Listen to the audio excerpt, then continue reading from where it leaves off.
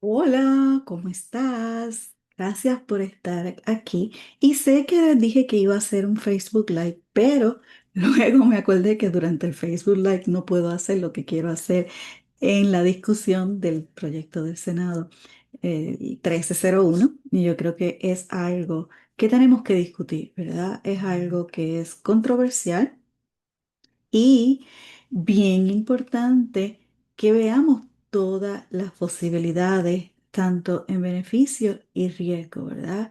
Es importante que tomemos en cuenta que es un proyecto que tiene muchas repercusiones y hemos visto en las redes, ¿verdad? Múltiples profesionales reaccionando, pero yo quiero traer al diálogo la parte de ustedes porque ustedes son la parte más importante, ¿verdad? Yo como mamá, pues sé lo que en muchas ocasiones nos pasa.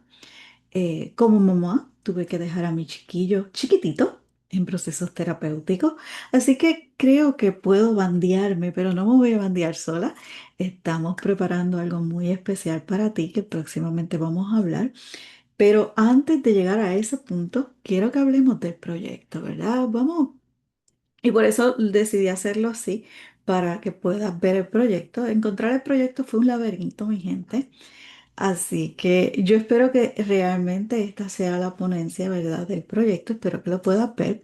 El proyecto del Senado, ¿verdad? 1301 se presentó con fecha del 29 de mayo y nos dice que es para añadir un nuevo inciso al artículo 9 de la ley 194 del 2000, según enmendada, conocida como la Carta de Derechos y Responsabilidades del Paciente, a los fines de reconocer el derecho del padre, madre, tutor o encargado legal de determinados menores de edad.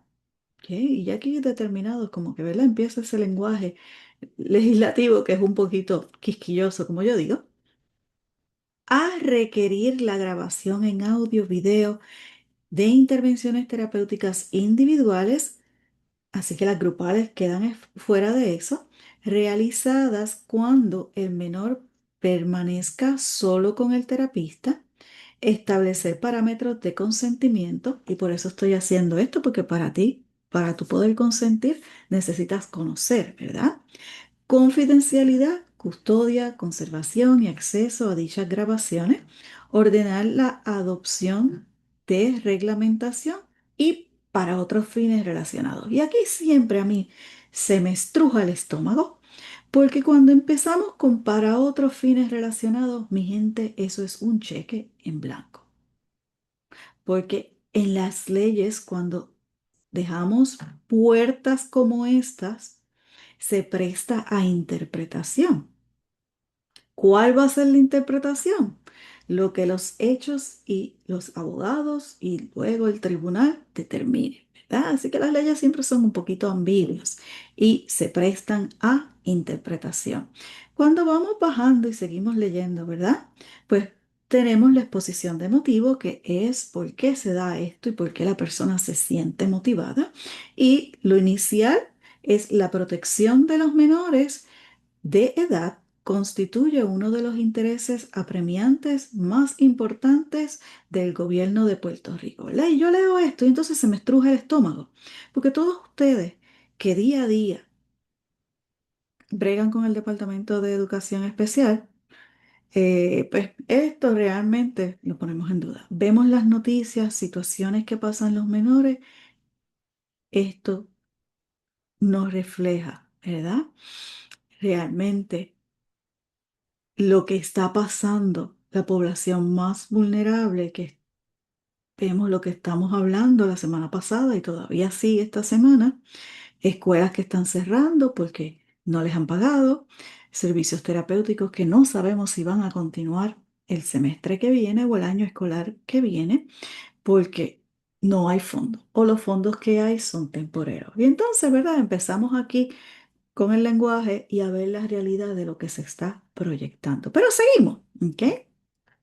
Dice, esta responsabilidad adquiere una dimensión aún mayor cuando se trata de menores que debido a su edad o condiciones del neurodesarrollo poseen limitaciones para comunicarse adecuadamente.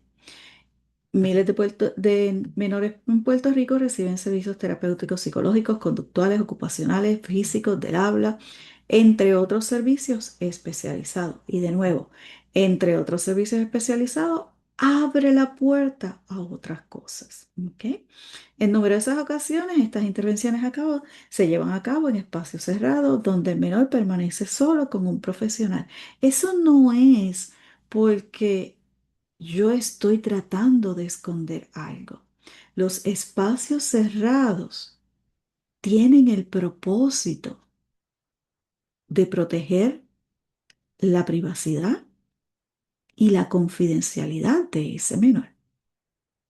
¿Ok? ¿Verdad? Vamos entendiendo por qué los espacios son cerrados, por qué se hace de esa manera. No es algo arbitrario. Inclusive si yo pudiera, yo preferiría dar mis terapias en la playa. Porque los estudios dicen que las playas son relajantes, pero no son los espacios adecuados. De igual forma, cuando estamos evaluando a un menor, cada instrumento tiene unas instrucciones para poder ayudar a ese menor a ejecutar mejor. Por lo tanto, los espacios cerrados, la iluminación, la temperatura se considera. Si esto no es algo arbitrario, yo no me puedo ir a un café shop, ¿verdad? Para no dar el anuncio, a hacer un proceso terapéutico. Hay unas razones de ser, ¿ok? Sin la supervisión visual directa de los padres, madres y tutores encargados. Entendemos que por eso es que se quiere grabar, ¿verdad? Entonces, seguimos leyendo y voy a empezar a, ¿verdad? Ya yo lo había marcado en amarillo. Las áreas importantes, porque aquí se establece que hay ausencia de mecanismos objetivos de documentación para perdón. La ausencia de mecanismos objetivos de documentación puede dificultar la investigación adecuada de alegaciones de conducta impropia, negligencia, maltrato o abuso. Del mismo modo, la inexistencia de evidencia objetiva. Y aquí vamos a unos parámetros que realmente una grabación no va a cumplir eso. ¿Por qué? Porque yo no soy abogada, ¿verdad? Y volvemos, es otros puntos de vista. Pero en las veces que estuve expuesta al proceso judicial, y vamos, ahora todos estamos expuestos al proceso judicial que se está dando en el bonito, sabemos que la recopilación de data y de evidencia lleva un proceso. ¿Ok? Así que lo que se está tratando de poner aquí de que esa grabación va a ser evidencia si hay una situación impropia, pues es algo que es debatible. ¿Ok? Adicional a eso, no se está tomando en cuenta todas las cosas que ya existen para reducir esto. ¿Estamos pensando o no estamos pensando en la profesión de cada uno de estos profesionales, el compromiso ético? Y por eso hemos tenido las reacciones que hemos tenido en las redes sociales, ¿ok? Porque la mayoría de los profesionales están en ese proceso de ofrecer un servicio en beneficio del menor. ¿Ok? Dice, la evolución tecnológica permite hoy implementar medidas razonables de transparencia y protección sin menoscabar indebidamente la confidencialidad. Esto no es real. Sabemos que todas las cosas tecnológicas tienen sus fallas. Todos los procesos de seguridad tienen sus fallas, ¿verdad? Y por eso recibimos noticias, hackearon aquí, hackearon allá, se robaron la data. Eso es algo que tenemos que tener en cuenta, ¿ok? Porque la realidad es que los equipos tecnológicos son vulnerables, ¿ok? Experiencias comparadas en distintas jurisdicciones, ¿ok? Reflejan que los mecanismos de grabación controlada pueden fortalecer la confianza de las familias, proteger la integridad del menor y proveer evidencia objetiva en casos de controversia. ¿Ok? Estamos hablando de otras jurisdicciones, no de Puerto Rico. Y por ejemplo, hoy se ha dado en las redes un caso de Estados Unidos donde un terapista pateó a un menor que no tiene la fluidez verbal de explicarse. Y yo creo que eso genera miedo, preocupación genuino en las familias, ¿ok? Y de eso vamos a hablar, ¿ok? No, no lo voy a dejar ahí porque para mí es una situación muy importante para discutir, pero quiero que veamos, ¿verdad? La pieza de ley primero, o, ¿verdad? El proyecto de ley, ¿no? El proyecto del Senado. En esos términos yo no soy tan buena, así que me disculpa. Seguimos por aquí. Vamos viendo, ¿verdad? Que esta Asamblea Legislativa reconoce además que los menores diagnosticados con autismo, por eso yo estoy aquí, u otras condiciones similares del neurodesarrollo pueden enfrentar mayores retos de comunicación, expresión, comprensión, por lo que se requieren salvaguardas adicionales durante procesos terapéuticos privados. Y de nuevo, esto me revuelca mi existencia profesional y me perdonan, ¿verdad? La honestidad, pero la realidad es que los profesionales que trabajamos con condiciones del neurodesarrollo, condiciones que son complejas y que requieren mucho estudio, queremos lo mejor para estos menores. Queremos protegerlo, por eso has visto en las redes sociales múltiples reacciones de diferentes profesionales, ¿ok? Y volvemos, no se trata de estar a favor o en contra, se trata de evaluar el proceso, ¿verdad? Comprender de lo que estamos hablando, ver si en realidad protege y va a permitir que se haga ese proceso de protección o es algo basado en miedo, ¿verdad? Y de nuevo ahí se están preparando unas cositas que vamos a ver, pero no me quiero salir de este proceso de discutir contigo lo que dice la pieza legislativa, ¿ok? No obstante, cualquier medida de esta naturaleza debe balancear adecuadamente la protección del menor, la intimidad del paciente, la confidencialidad de la información médica y terapéutica y los derechos de los profesionales que ofrecen estos servicios. Y aquí volvemos al proceso de contradicción y ambigüedad, porque es contradictorio que yo diga que yo quiero proteger al menor, proteger la confidencialidad, cuando el proceso se va a estar grabando todo el tiempo. ¿Ok? Eso es otra área. Y dice, por eso esta legislación establece controles estrictos sobre el acceso, almacenamiento, custodia. Dice esta legislación aquí, ¿verdad que sí? Vamos a ver qué pasa más adelante. Almacenamiento, custodia, divulgación de las grabaciones, sujetando a las disposiciones de la ley IPA federal. ¿Ok? La ley 194 del 2000 según enmendada y de demás legislaciones aplicables. Entonces, cuando entra aquí además legislaciones aplicables y estamos hablando de menores, estamos hablando que eso incluye la ley 408 de salud mental, específicamente en información de los menores. Estamos hablando de la ley 57, que es la, ¿verdad? La guía en términos de protección de los menores. Estamos hablando de la ley 163 de autismo, porque estamos hablando de autismo también. Y ¿hacia dónde se van esas leyes en términos de la protección del menor y en términos, ¿verdad?, de la ley federal IPA? Cada profesional de la salud sigue una ley. Por ejemplo, en el área de psicología hay una ley que regula la psicología y dentro de esa regulación está el código de ética y en el código de ética buscamos ¿qué? El bienestar del paciente.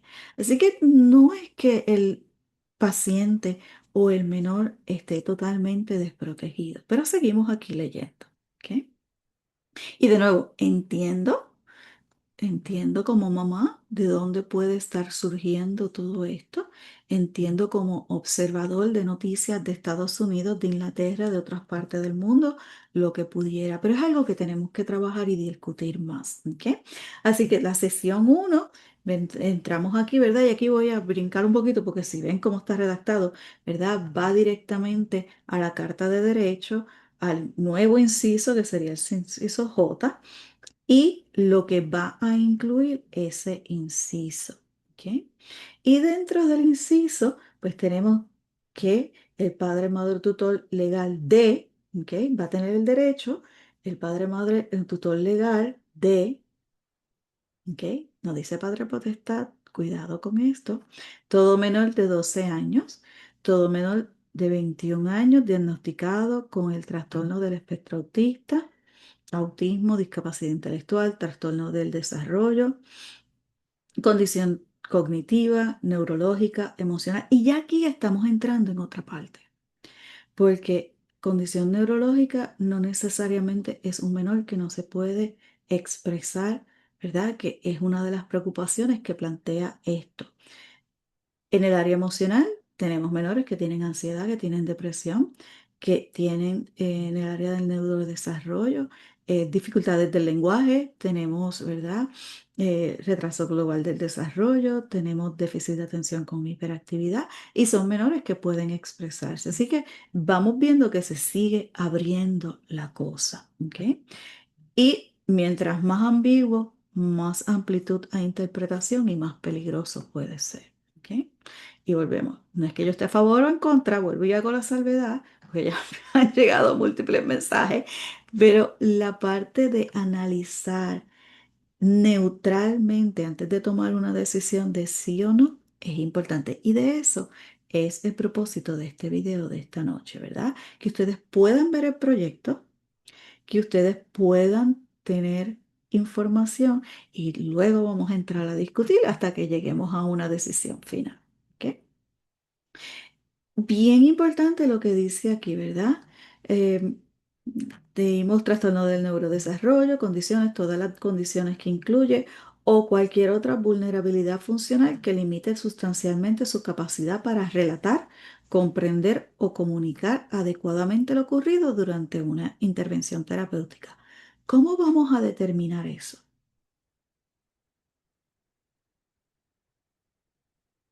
No está definido en el proceso de ley. ¿Ok? Así que eso es otra vulnerabilidad que vemos aquí. Cualquier mayor de edad declarado incapaz por un tribunal obviamente competente, cuya capacidad haya sido modificada judicialmente debido a una condición mental, cognitiva o funcional que limite sustancialmente su capacidad de comprensión, comunicación o toma de decisiones, ¿verdad? Vemos que consistentemente lo que motiva este proyecto es que la persona carece de la capacidad de relatar, comprender, comunicar adecuadamente lo sucedido, ¿ok? Pero en las condiciones que se nombran, hay personas que tienen esa capacidad. ¿Cómo vamos a hacer esa distinción? Es algo que no está descrito en el proyecto. Es otra ambigüedad, ¿ok? Tendrá el derecho a requerir la grabación en audio y video de toda intervención terapéutica individual realizada cuando el menor permanezca solo con el terapista o profesional que ofrece el servicio. ¿Ok? La grabación deberá realizarse de forma íntegra y continua desde el inicio hasta la conclusión de la intervención terapéutica. Eso significa que si usted entró a hablar con ese profesional, el profesional no puede parar esa grabación. ¿Ok? Porque está, ¿verdad?, en ese proceso de integridad de que se da desde el inicio hasta la conclusión. ¿Ok? Dicha grabación formará parte del expediente clínico o terapéutico del menor y esto, mi gente, es un dolor de cabeza administrativo. Porque ¿cómo se va a proteger la confidencialidad? ¿Cómo se va a proteger ese material? Eso conlleva un proceso. Si hay una guía, los profesionales tenemos una guía. Y esto a la misma vez puede incurrir en que menos profesionales trabajen con la población vulnerable. ¿Ok? Pero seguimos. El centro terapéutico, institución o profesional que ofrezca el servicio deberá adoptar los protocolos necesarios para asegurar la custodia segura de la grabación, incluyendo almacenamiento, retención, protección contra alteraciones y mecanismos de acceso controlado. Las grabaciones únicamente podrán utilizarse para propósitos clínicos o terapéuticos, protección y bienestar del menor, investigaciones administrativas o criminales, procedimientos judiciales, y aquí viene el cheque que a mí me puso mal. Cualquier otro uso autorizado expresamente por el padre, madre, tutor o encargado legal. Y aquí, mira, yo que trabajo con casos de custodia, yo que trabajo con casos de divorcios contenciosos en situaciones de autismo, esto es un arma de doble filo, pero lo veremos pasar. ¿Ok? Y es algo que tenemos que pensar.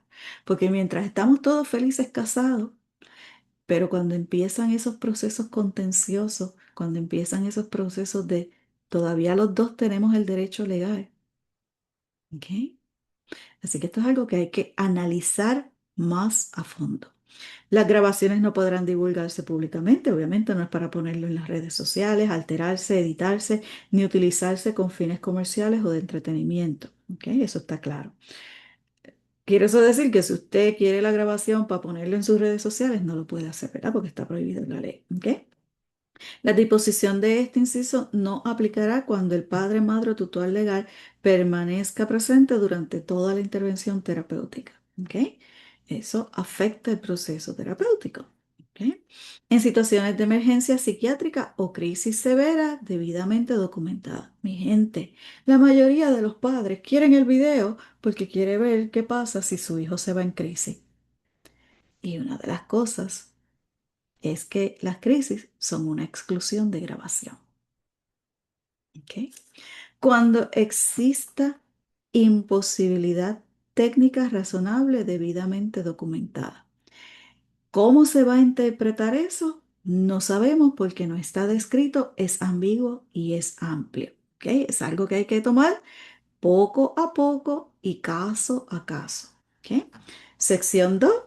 El Departamento de Salud de Puerto Rico, en coordinación con las juntas examinadoras correspondientes y las entidades reguladoras aplicables, adoptará la reglamentación necesaria para implementar las disposiciones de esta ley dentro de un término no mayor de 180 días. ¿Cuántos años llevamos para que el Departamento de Salud haga lo que tiene que hacer con lo que estableció la Ley Vida y ahora la 163? Pues sabemos que no es tan real. ¿Ok? Así que, de nuevo, vulnerabilidad. Al principio decía que la ley lo iba a hacer y ahora se está alegando en el Departamento de Salud. De nuevo, es asunto de evaluar neutralmente lo que dice el proyecto. ¿Ok? Yo estoy en este proceso de análisis con ustedes. ¿Ok? Dicha reglamentación deberá incluir sin limitarse a requisitos mínimos en la calidad y almacenamiento de las grabaciones, periodo de retención, eso es otro dolor de cabeza. ¿Cuánto tiempo va a durar esa grabación? ¿Ok? Lo que nos dice la ley IPA sobre los expedientes y la ley 408 sobre los expedientes de los menores, usualmente es hasta los 22 años que hay que retener. Quiere eso decir que si usted después cambia de opinión y usted quiere que eso se borre, eso no se puede borrar. ¿Ok? Porque el periodo de retención en el expediente, y recuerden que ya mencionó que va a ser parte del expediente, en el caso de los menores, es hasta los 22 años. ¿Ok?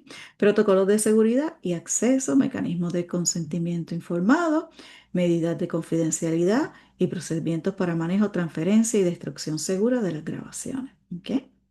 Sección 3. Toda grabación realizada conforme a esta ley estará sujeta a las disposiciones de la ley IPA. El primer problema es que la ley IPA establece la privacidad y confidencialidad de ese menor. Y aquí la estamos rompiendo. ¿Ok? Y la ley IPA va por encima de las leyes estatales, porque es una ley federal. Así que, ¿cómo esto se va a manejar? Son otros 20 pesos. ¿Ok?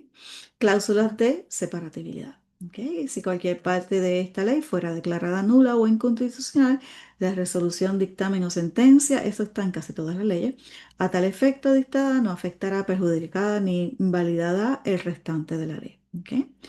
El efecto de dicha sentencia quedará limitado a la parte de la... eso es prácticamente, ¿verdad? Está en todas las leyes y la vigencia. Así que nada, en este primer clip con ustedes quería, ¿verdad?, traerles ciertos comentarios, preocupaciones sobre el proyecto y que pudieran ver en proyecto, conseguir este documento fue un laberinto, se los comparto. Es un momento de evaluar, de analizar y de tomar en cuenta qué nos motiva, ¿verdad? Más adelante vamos a seguir hablando porque ya esto ha tomado más del tiempo que yo tenía planificado. Es tarde en la noche, es un viernes, así que nada, vámonos a descansar y seguimos analizando. Los espero pronto. Bye bye.